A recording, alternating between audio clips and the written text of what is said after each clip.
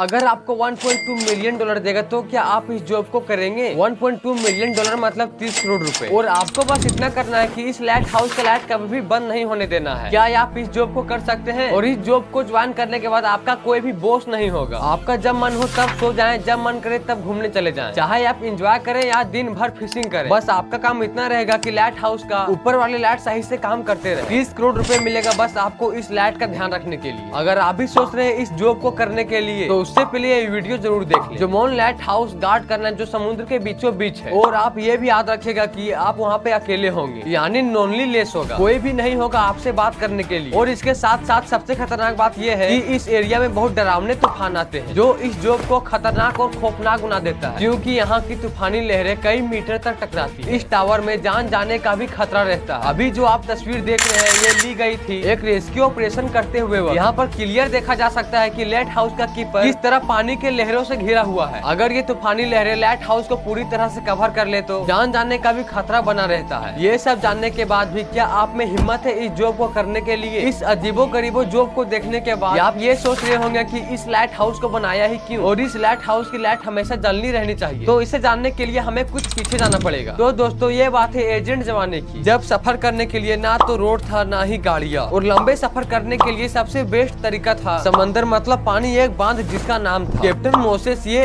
एक जबरदस्त सेलर था और अपनी खतरनाक समुद्र सफर के लिए जाना जाता था। इसके साथ एक दुर्घटना घटने वाला था। पहले जमाने में शिप्स लकड़ियों का ही हुआ करती थी। तो एक रात कैप्टन पानी के बहुत अंधेरे से गुजर रहा था। पानी के नीचे बड़ी बड़ी रॉक्स थी जिनसे उनकी शिप्स टकराती है। शिप्स में सुराख हो गई और शिप्स उलट गई और यहीं पर कैप्टन को बहुत बड़ा नुकसान हो जाता है। इस एक्सीडेंट के बाद कैप्टन ने सोचा इस प्रॉब्लम का सोल्यूशन कुछ न कुछ तो जरूर होगा जो इनको इन खतरों से ऑन कर सके। पर यहाँ प्रॉब्लम ये थी कि ओशियन बहुत बड़ी होती है और पैसिफिक ओशियन काफी बड़ा होता है। अगर हम 7 कॉन्टिनेंट्स को मिलाकर पूरी दुनिया का लेंस इकट्ठा करें फिर भी इसके मुकाबले में पैसिफिक ओशियन काफी बड़ा है। अगर इसके अलावा हम 5 मून्स को भी रख दें तो भी पैसिफिक ओशियन बड़ा होगा। अब अंदाजा हुआ होगा आपको कि पैसिफिक ओशियन कितना बड़ा है। पहले जमाने में सेलर सफर करते थे तो उनको कोई अंदाजा नहीं था कि अगली मंजिल कितनी दूर है और उनका रास्ता कहाँ से। और उस दौर में दुनिया का सबसे बड़ा मसला नुईगोन का था। उस दौर में जीपीएस या फिर कोई भी मैप नहीं था जो सेलर को रास्ते के बारे में आगाह कर सके, क्योंकि जीपीएस इन्वेंट हुआ था 1973 में और पब्लिक में अवेलेबल हुआ 1978 में। और कभी कदार जीपीएस को यूज करते समय रास्ते भटक जाते हैं तो ये पुराने जमाने के लोग क्या ही करते होंगे। तो उस दौर में ना खत्म होने वाले समुद्र में सेलर को सूरज में रिलाई करना पड़ता था, या तो फिर सितारों से अपने डायरेक्शन का अंदाजा लगा लिया करते थे, या फिर शुरुआत नेविगेशन टूल्स पे कुछ मुसीबतें आ जाती थी, जैसे कि कैप्टन सेल्स को आए थे। एक मर्ताब कैप्टन सेल्स अपनी क्रू मेंबर के साथ बेसे फेट्स योजना अकोर कर रहे थे। तो उसी दौरान रात में एकदम से आसमान पे गहरे बादल आ जाते हैं और सितारे बादल में छुप जाते हैं, जिन्हें ये देखकर डायरेक्शन का पता लगा लिया करते थे। उसी दौरान समुद्र में बहुत खौफनाक तूफान आ जाते हैं जिसकी वजह से वो लोग रास्ता भटक जाते हैं। तो जब सुबह हुई तो वो एक ओशन में गुम हो जाते हैं। तो उस दौरान क्रू के पास ना तो कुछ खाने के लिए था ना कुछ पीने के लिए। भूख और प्यास का क्रू का बुरा हाल था। ये बात तो आप जानते ही होंगे कि समुद्र का पानी पिया नहीं जा सकता है क्योंकि पानी नमकीन होता है और इसकी वजह से इंसान की मौत भी हो सकती है। ये लोग पानी में होने के बावजूद भी बिना पानी के थे। ज्यादातर तो कुछ मेंबर मर भी गए थे। कैप्टन को बहुत ही मुश्किल से लैंड मिला था और फाइनली ये लोग वहाँ पे जाके शिप को स्टॉप करते हैं। उसके बाद दुनिया के सबसे पहले लाइट हाउस की शुरुआत होने वाली थी इजिप्टी में मेडिटेरियन के साथ रेसिडेंट सिटी ऑफ अलेक्जेंड्रिया। और वहाँ का रूलर था फिल डोलमी। उनका किंगडम उस टाइम ट्रेड कॉलियर के लिए एक पॉपअप रहा था, पर उस किंगडम के लिए सबसे बड़ा मसला था उसकी लोकेशन। अगर आप इस तस्वीर को गौर से देखें तो शहर के किनारे जाने के लिए यहाँ से गुजरना पड़ता था, जहाँ पर बेशुमार छोटे बड़े रॉक्स मौजूद थे। जब ट्रेड्स वाले शिप यहाँ से गुजरते थे तो इस उस नोखदारों पत्थरों से टकराती, तो शिप डूबने के साथ साथ उनका काम भी जायज हो जाता, जिसकी वजह से उसकी किंगडम को बहुत बड़ी नुकसान हो रही। किंग फिल डोमनी ने इस मराइन ड्राइव के सेफ्टी के लिए उस वक्त के ब्रिलियंट आर्टिस्ट और साइंटिस्ट को बुलाया और उनसे इनके सोल्यूशन के लिए मदद मांगी। दोनों ने मिलकर एक जबरदस्त प्लान बनाया। रोशनी की एक बड़ी सी लाइट हाउस बनाया जो शिप्स को सेफ्टी की तरह गाइड किया करेगा और साथ में ही इनको पानी के नीचे खतरों से ऑन करेगा। लेकिन एक्सपर्ट को नहीं पता था कि जो